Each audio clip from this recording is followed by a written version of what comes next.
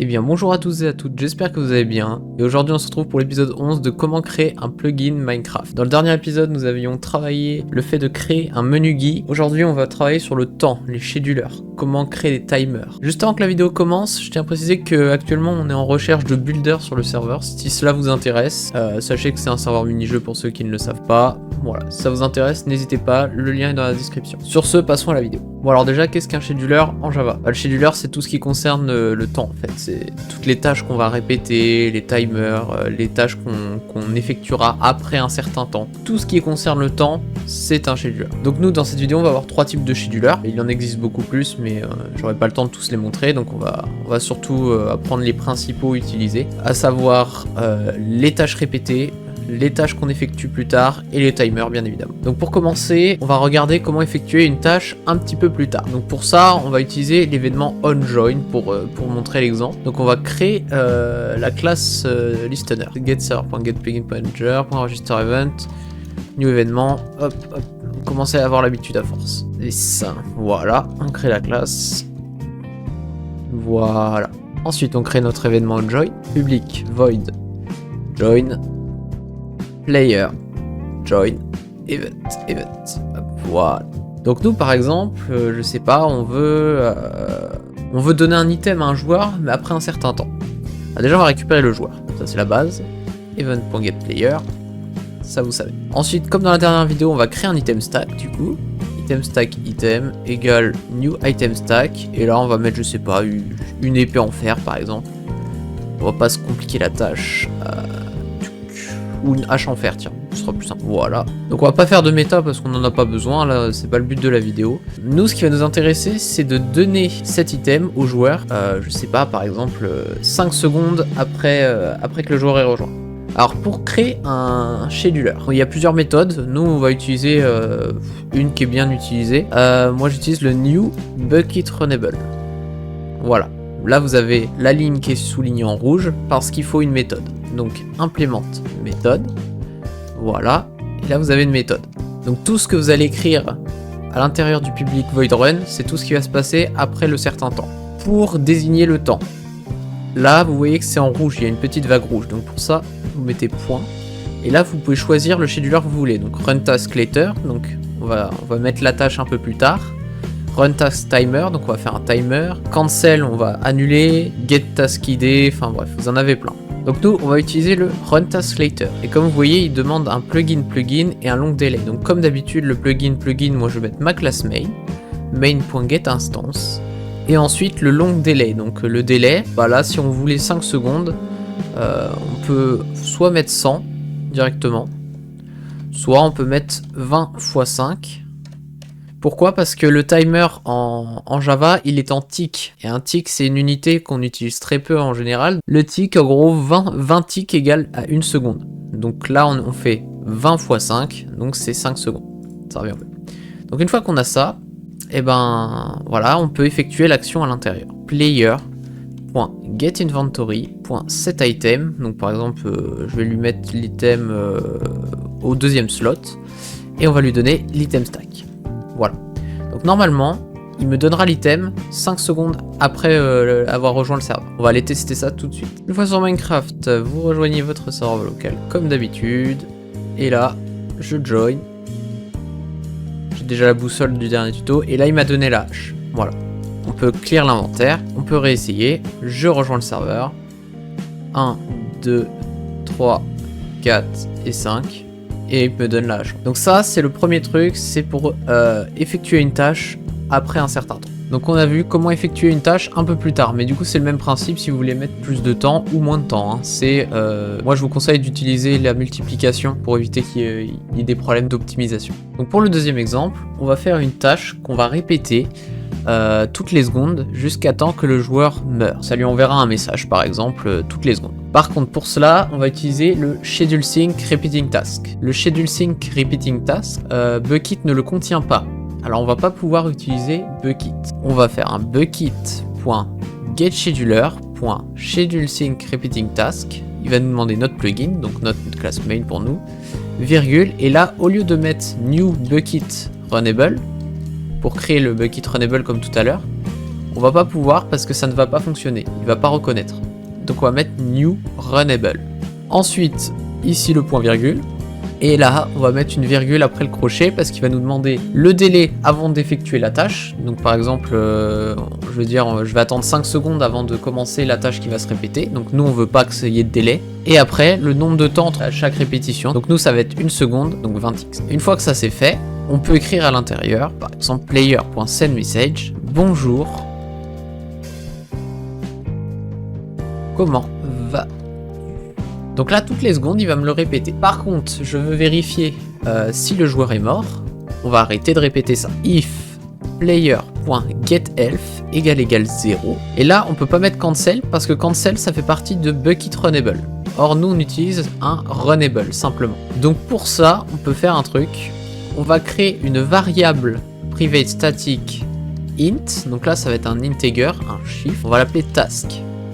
On va mettre que task est égal à bucket.getScheduler.machin. Et du coup, on n'a toujours pas le cancel, mais maintenant, on peut utiliser le bucket.getScheduler.cancelTask. Et là, il nous demande un int, et là, on a le task. Voilà. Donc ça, faites bien attention, parce que c'est compliqué à comprendre, mais des fois, on peut pas utiliser le bucket runnable, qui est beaucoup plus simple en utilisant le cancel, et on est obligé de passer par là. Voilà. Donc maintenant, je rejoins le serveur, et normalement, il me répète le message toutes les secondes. Voilà, bonjour, comment vas-tu? Et ça, il vous le fera indéfiniment tant que le serveur sera pas arrêté ou que le joueur sera mort. Donc maintenant, je vais me kill. Et là, vous voyez, il s'est arrêté. Donc là, il nous a bien arrêté la tâche, on est bon. Donc là, on a vu les deux premières méthodes pour utiliser les schedulers les plus connus, à savoir la repeating task et la run task later. Maintenant, on va voir celui qui est le plus utilisé en général pour les mini-jeux de ça, le timer. Alors pour le timer, bah, c'est pas beaucoup plus compliqué. On va retirer ça, hop, on va enlever ça aussi, voilà. Et on peut faire comme tout à l'heure, on va faire un new bucket runnable, parce que là les timers sont pris en compte par bucket runnable bien sûr. On met la méthode, ici on va mettre .run task timer, et là il va nous demander le plugin, le délai et la période. Donc le plugin, main.getInstance, comme d'habitude. Le délai, bah, c'est 0 parce qu'on veut pas qu'il y ait de délai avant que le timer commence. Et ensuite, ce sera le timer qui va se répéter toutes les 20 secondes. Voilà, on va créer par exemple un petit timer. En haut, on va le mettre en privé. Private int timer égale 30 par exemple.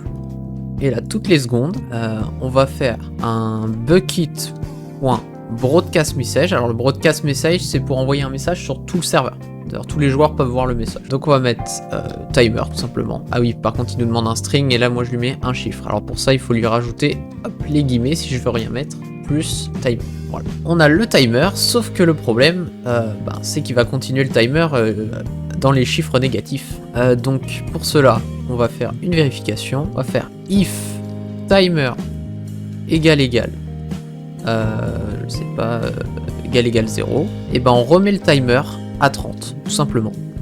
Le timer sera re-égal à 30 et il continuera de descendre, ça fera 30, 29, machin, jusqu'à 0. Pour le tuto, on va peut-être baisser un petit peu quand même le timer, on va le mettre à 10, allez, on va pas s'embêter. Pareil, on va le mettre à 10. Là, on va le broadcast, tout ça. Ok, c'est super, on a notre timer. Par contre, là, le timer, il bouge pas. Pourquoi? Parce que toutes les secondes, il faut pas qu'on oublie de descendre le timer. Donc pour ça, on va se mettre en dessous. Et là, on a deux façons de faire. Soit vous mettez timer égale timer moins 1, on enlève 1 à chaque seconde du timer, ce qui n'est pas la méthode la plus simple. Sinon vous faites tout simplement timer moins moins, qui veut dire la même chose. Donc une fois que c'est fait, on n'a plus qu'à essayer. Je retourne sur mon serveur, hop, localhost, et là 10, 9, 8, 7, 6, 5, 4, 3, 2, 1, 0. Et là, du coup, ouais, parce que je dis quand il est à 0, on le remet à 10, donc il va pas me noter le 0, c'est normal. Et là, il va répéter ça jusqu'à la fin. Donc là, il va me répéter la tâche en fait de timer indéfiniment. Si je veux l'arrêter, il suffit que je retourne sur mon code. Il suffit en fait de juste mettre le petit cancel, parce que le cancel est associé au bucket runnable. Par contre, si vous faites un new runnable comme tout à l'heure, vous n'avez pas le cancel, on n'oublie pas. Je vais également montrer une seconde méthode pour faire la même chose, mais avec une autre façon. Alors là, on va utiliser les classes, donc on va créer une nouvelle classe à l'intérieur. Par exemple, je vais l'appeler task timer. Task timer est égal à new task timer. Voilà. Comme on veut que ce soit une classe, on va mettre les deux parenthèses. Comme ça, on sait que c'est une classe. Là, il va me mettre en rouge. Et hop, on peut créer une classe de timer que je vais mettre là. Voilà. Mais on veut que ce soit un timer, notre classe. Donc pour ça, on va extend en bucket runnable. Voilà. Et on va implémenter la méthode, sinon il n'est pas content, bien évidemment. Voilà. Donc là, on a une classe qui est bien mise. Comme ça. Ensuite, une fois que c'est fait, ben, il faut quand même lui dire qu'on va activer la tâche. Parce que là, on n'a rien pour lui dire qu'on va activer la tâche. On lui a juste créé une classe pour l'instant. Donc pour ça, il ne faut pas oublier taskTimer, point, et là, run taskTimer. Donc là, pareil, main.getInstance, le délai 0 et le temps 20. Voilà. Une fois que ça c'est fait, il va s'activer. Mais n'oubliez pas cette ligne-là, elle est très importante. Si vous le faites pas, ça marchera pas.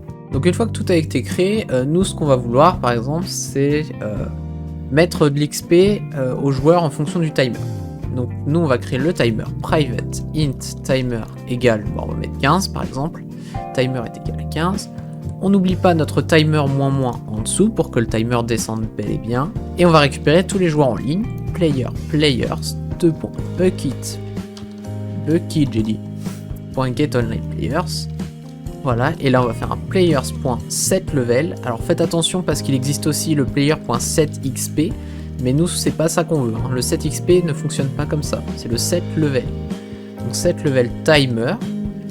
Et là, toutes les secondes, il va nous l'envoyer. Puis, ce qu'on va faire, c'est quand le timer est égal à 0, dans ces cas-là, on va juste annuler l'événement. On va stopper la tâche, tout simplement. Donc, de retour sur Minecraft, on a juste à aller rejoindre le serveur. Et là, hop, notre XP va bel et bien changer. 3, 2, 1. Et là, hop, ça s'arrête. Pourquoi? Parce qu'on lui a dit d'arrêter la tâche. On aurait pu remettre à la place le timer est égal à 15.